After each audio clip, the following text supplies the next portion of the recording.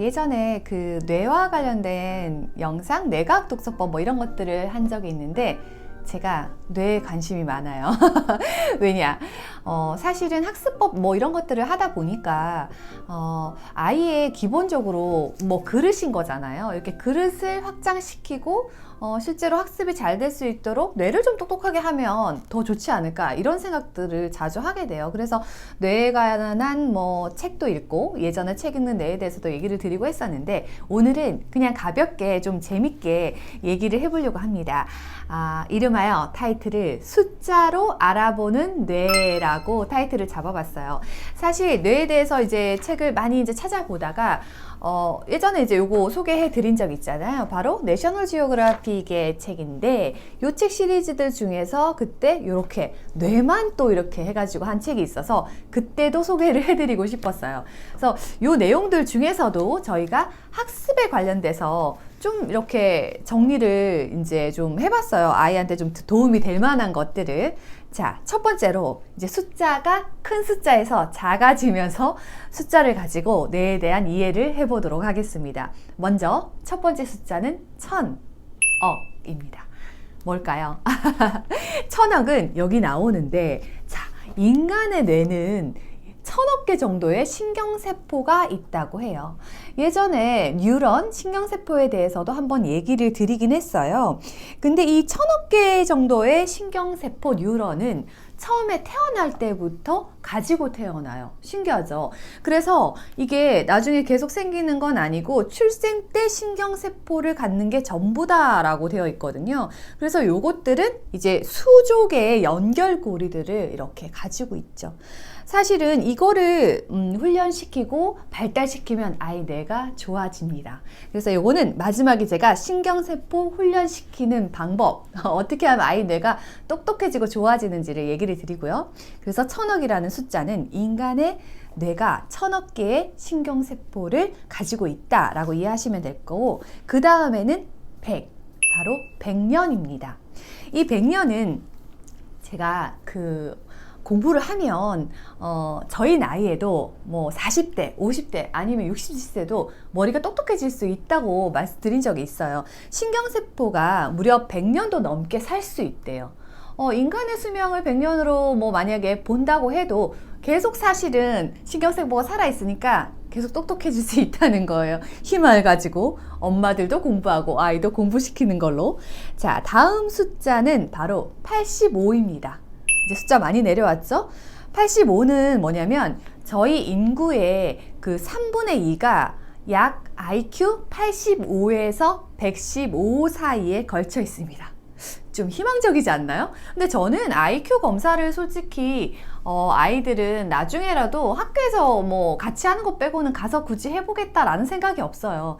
왜냐면 일단 제가 뇌에 대해서 뭔가 공부를 이렇게 계속 하면서 드는 생각은 뇌는 발달할 수 있구나. 그래서 열심히 발전할 수 있는 방법을 찾아야겠구나 그 생각을 했고, IQ 테스트가 사실은 기존에 있는 것들이 추론 능력보다 교육의 한 기능인 사실에 대한 지식 그리고 기억력을 측정하게 되어 있대요. 그렇기 때문에 사실 요즘 같은 경우에는 추론 능력 이런 것도 굉장히 중시하잖아요. 문제 해결력. 그러니까 기존에 했던 이 IQ 검사의 방식이 요즘에 그렇게 잘 맞진 않다 이런 생각이 저는 들었어요. 뭐 의미는 있는 숫자지만 그래서 인구의 3분의 2가 85에서 115에 걸쳐 있으니까 우리 아이가 혹시 나중에 두 자릿수가 나왔다, 뭐 그래도 별로 실망할 필요는 없다는 얘기예요. IQ에 연연할 필요 없다. 예전에는 IQ 얘기하다가 왜 저희가 그릿에 대해서도 얘기를 드리고 메타인지에도 얘기를 드렸는데 다른 굉장히 중요한 요소들이 많다는 걸 인식하면 좋을 것 같고, 그리고 특히 서울대 입학한 아이들의 IQ 평균이 그때 118이라고 했어요. 생각보다 높지 않다는 거죠. 물론 139인 사람이 공부를 하면 좀 더 이롭기는 하겠지만 그것도 역시 노력이 더해지지 않으면 별로 의미가 없다라고 생각하고 있어요. 저는 개인적으로. 그리고 자, 다음 숫자는 이제 85에서 훅 내려오네요. 12입니다. 이거는 12분을 의미하는데요. 제가 여기에서 이렇게 보면서 되게 재밌었던 걸 하나 발견했어요. 여기 있네요. 자, 기억에 대해서 이렇게 나오는데, 저희가 원하는 학습은 사실은 장기 기억화 되기를 바라잖아요. 근데 대부분 아이들이 공부한 학습의 어떤 기억은 30일이 지나면 약 20% 정도만 남는다고 해요. 그러니 우리가 열심히 선행을 했다 할지라도 거의 대부분은 까먹는다는 얘기죠. 그래서 예전에 막 살아있는 지식을 남기자 이런 얘기들도 교수님 인터뷰에서 나오고 했던 것 같아요. 근데 이 12는 모차르트가 12분짜리 합창곡을 2번 듣고 기억해서 연주했다고 해요. 이런 분은 사실 천재라고 봐야 되죠. 그치만 이 기억을 연구하는 과학자들이 알아낸 것 중에 하나가 어디서 이렇게 기억을 담당하고 있나 이런 것들을 연구를 많이 했을 거잖아요. 신경회로는 이렇게 기억을 담당하는 신경회로는 뇌 전 영역에 펼쳐져 있다고 합니다. 근데 이 신경회로에서 뇌의 일부인 여기 보면 해마라고 있거든요. 많이 들어보셨죠? 그래서 이 해마라는 부분이 가장 이제 기억을 하는 중추적인 역할을 사실 해주는 거죠.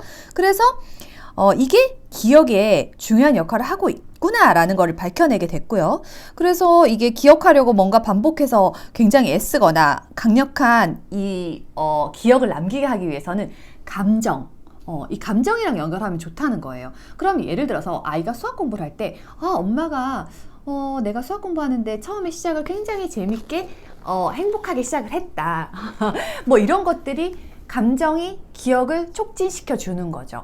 그래서 저는 아이가 알파벳 공부할 때도 예를 들어서 알파벳을 집안에 숨겼다든지 이제 작은 기억 같은 것들 있잖아요. 재미있는 어떤 놀이로 시작했는데 아이의 기분 좋은 감정이 아이를 뭔가 기억을 촉진하는 데 도움이 된다. 그래서 화를 내면 안 되나 봅니다. 네. 그래서 12라는 숫자를 가지고 얘기를 드려봤고, 다음 숫자는 11입니다. 네. 11은 기록된 그 사상 최대의 불면 시간이 11일이라고 해요.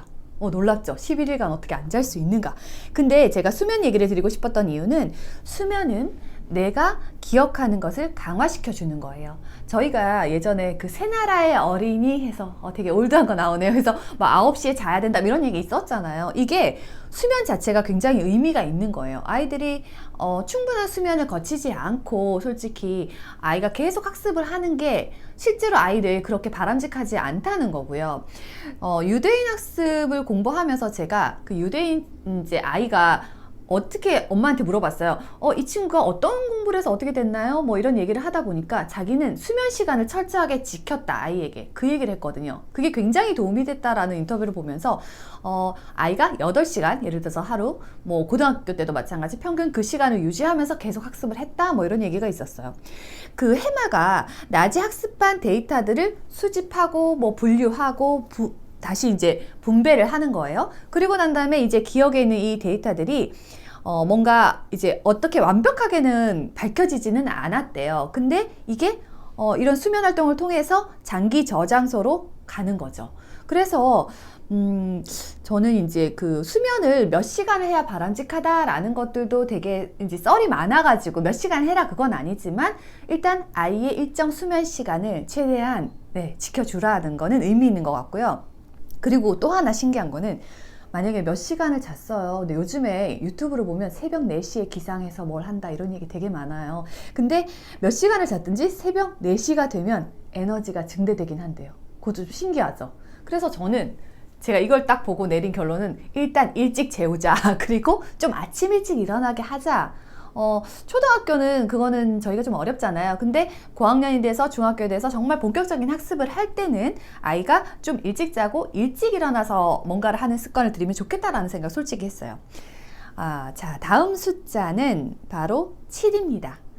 7은 행운의 숫자라고 우리는 딱 떠올리게 되죠. 근데 숫자 7이 신화에서요, 굉장히 중요한 의미를 가졌다고 해요. 근데 보니까 쉽게 기억되는 가장 큰, 우리가 인간이 기억할 수 있는 가장 큰 개수의 숫자라고 해요. 그래서 숫자를 이렇게 보면은 전화번호 한번 생각해 볼게요. 요즘에는 전화번호가 010 빼고는 8자리 숫자가 많은데 예전에 7자리 많이 썼잖아요. 그래서 사람이 기억할 수 있는 7개의 숫자. 그래서 7이라는 의미의 숫자를 가져와 봤는데 이거는 대부분의 사람이요 7개 정도의 새로운 정보를 기억할 수 있다고 합니다. 이게 인지심리학자 조지 밀러가 그 연구 결과로 내놓은 건데 제가 보면서 아 그렇구나, 내가 숫자를 굉장히 길게 기억을 못하는 이유가 이거였어 이러면서 7개 정도의 의미 있는 거를 기억할 수 있다고 합니다. 자, 그리고 제가 이제 앞서서 이렇게 말씀을 드리면서 사실 제일 앞에 1000억이라는 숫자를 얘기를 드리면서 신경세포를 훈련을 시켜야 된다고 했잖아요. 사실 어떻게 훈련을 시키면 그러면 내가 좋아질까? 우리 아이 뇌를 좀 이렇게 말하자면 3G가 아닌 LTE급으로 좀 좋게 해서 아이가 학습을 할 때 도움이 됐으면 좋겠다 이런 생각이 들잖아요. 요거는 저희가 신경세포, 예를 들어서 뉴런, 이 뉴런을 강화시킬 수 있는 거를 시냅스라는 표현을 썼거든요. 그래서 이 시냅스가 더 견고하게 연결이 되고 끊어지지 않게 해야 된다라는 것들을 여기 영상에서 한번 얘기한 적이 있습니다. 그래서 어떤 걸 하느냐, 5가지로 얘기 드려볼게요. 첫 번째, 이게 첫 번째로 나오는 게 제게 예전에 이중언어 얘기 드렸잖아요. 새로운 언어를 배워라.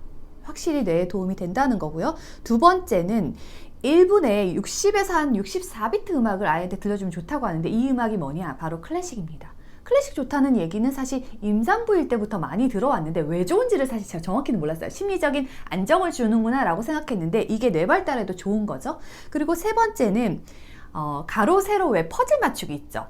그게 되게 좋대요. 가로 세로 퍼즐이나 스토크 게임을 하게 하래요. 스토크는 재미로도 많이 하는데 그거, 그리고 네 번째는 역시 건강에 대한 이야기가 나오네요. 건강에 좋은 식품을 먹어라. 그래서 생선, 등푸른 생선은 아시겠지만 DHA가 되게 많이 들어있다. 그래서 고등어 이런 거 많이 얘기를 하잖아요. 또 고등학교 친구들이 입시 칠 때가 되면 꼭 이거 나와요. 그죠? 어떤 식품이 좋다는 거. 그래서 좋은 식품을 먹어라 라는 게 있고요. 그리고 5번째는 규칙적으로 걷고 그리고 자전거를 타라가 있었어요. 자전거는 심혈관 관계 건강을 좋게 증진시켜 준다라고 하더라고요. 어렸을 때 지금 저희 아이들은 자전거를 아주 추운 날 빼고는 굉장히 좋아하거든요. 잘 타고 있는데 저는 근력만 저게 발달하고 안 좋은 거 아닌가 그런 생각도 했고 좀 무리하지 않나 생각했는데 이게 신경세포 훈련시키기에 좋다고 나와 있어서 되게 의외였어요. 그래서 규칙적으로 걷는 연습은 솔직히 아이들한테도 좋지만 저희도 요즘에 활동할 수 있는 게 별로 없잖아요. 그래서 사람 없을 때 나가서 걷고 오는 거죠. 그게 우리 건강에도 좋지만 실제로는 신경세포 훈련에 좋다는 게 좀 의미가 있었고요. 그래서 요 5가지를 아이에게 좀 집중적으로 좀 노력을 해보시면 실제로 아이 뇌가 일단 발달을 하고 그리고 아이의 신경세포의 시냅스들도 더 견고해지기 때문에 아이가 학습하는 데 도움이 된다는 거죠. 그래서 오늘 좀 가볍게 또 그리고 재밌게 뇌를 좀 알아봤는데 뇌는 사실 앞으로 여러분들에게 좀 전문가분들 좀 모셔보고 좀 깊이 있게 알면 참 좋겠다. 그래서 아이 뇌를 어떻게 발달을 시켜주면 아이가 좀 학습하는데 좀 더 효율성을 가지고 또 좀 쉽게 접근할 수 있는지 그런 것들을 계속 알려드려 보도록 하겠습니다.